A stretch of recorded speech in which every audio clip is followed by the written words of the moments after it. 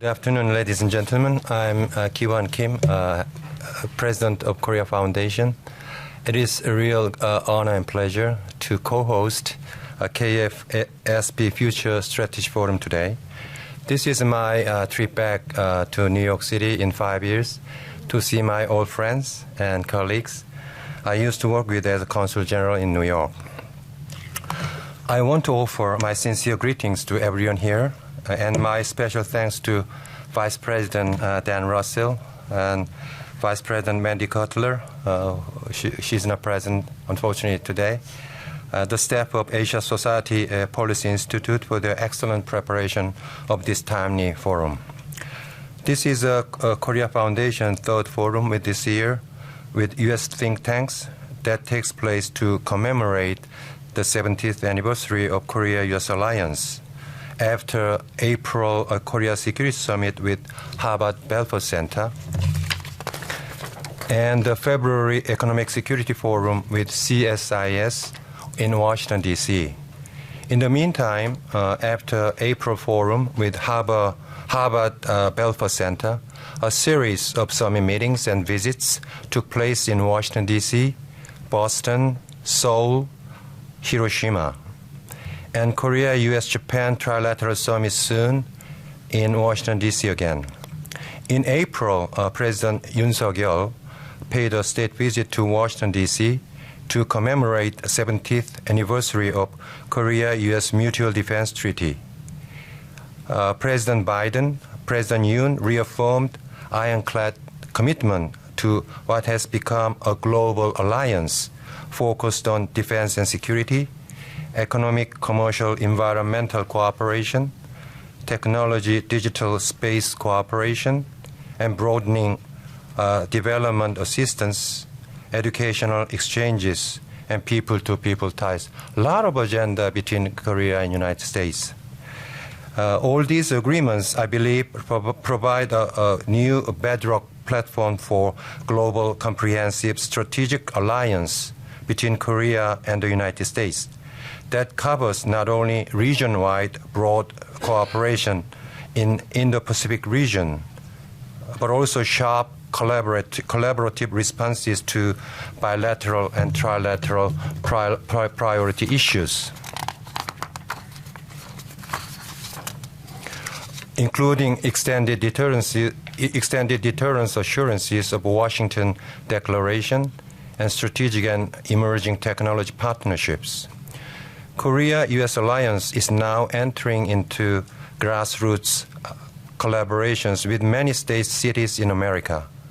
New massive business investments are being made in two ways, creating economic growth and well-paying jobs, and providing new opportunities that will be adding third pillar of strategic technology partnership on top of Mutual Defense Treaty 70 years ago and the Korea-U.S. Free Trade Agreement 11 years ago.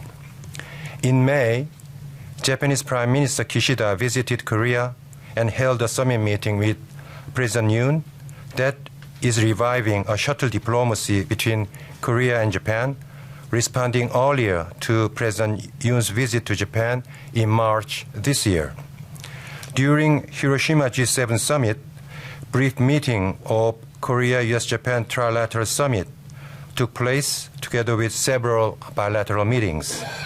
And in some near future, we expect Korea-U.S.-Japan trilateral summit meeting to be held in Washington, D.C. again, which will be producing new commitments and initiatives on Korean Peninsula, Indo-Pacific, and beyond.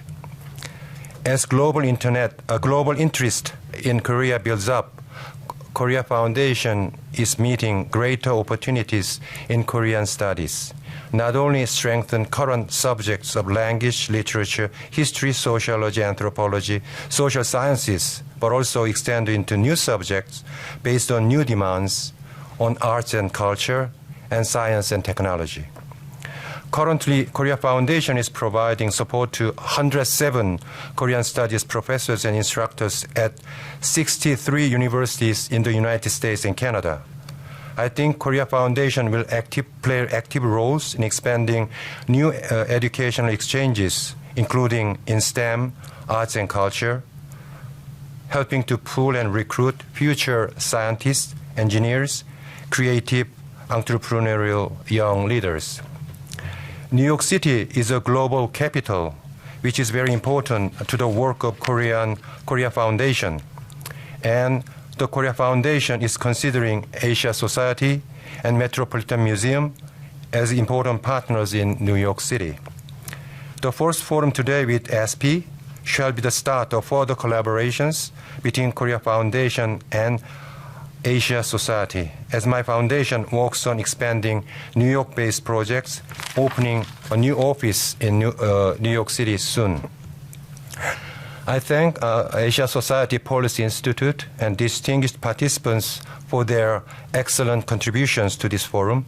I extend my profound gratitude to Vice President Dan Russell, a renowned diplomat with extensive experience and expertise in international security and Indo-Pacific affairs. I thank you for your support and commitment to organizing this meaningful event together. I pass my best wishes to all participants and audience members as well. Thank you. It's an honor to be here today. As Rory said, I'm one of the global trustees of the Asia Society, and I'm delighted to be here on behalf of the Asia Society Board of Trustees to open this first ever joint Asia Society Policy Institute and Korea Foundation Future Strategy Forum. I want to start by thanking the Korean Foundation and President Kim for their continued support of the Asia Society's work in arts, culture, and policy.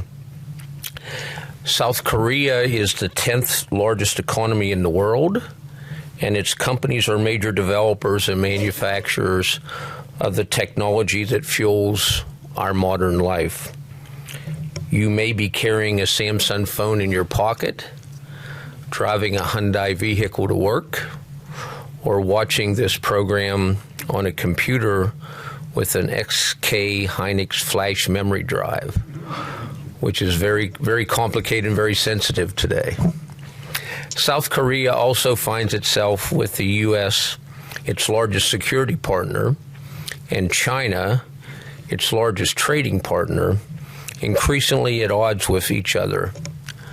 Not only does South Korea need to carefully manage its relationships in the region, but it also has to confront a hostile North Korea, where the Kim regime continues to produce nuclear weapons and missiles to threaten its neighbors and the U.S. We are here today to talk about 21st century challenges. One challenge we must address is how to manage the risk of conflict in a highly globalized world, where disruptions to our lives might come from equally pandemics or wars. Only by reminding ourselves what we have to lose and exploring how to strengthen the systems that have made our economy strong can we navigate the dangerous decades ahead. We have a terrific group of experts here to explore these issues, to highlight the importance of the U.S. Republic of Korea alliance, and share their perspectives on how we can move forward, prosper, and grow. I want to thank all of you for joining us today and offer my congratulations on the start of this forum, which will no doubt spark new and creative ideas for the policy community in both countries and throughout the Asia Pacific. Thank you.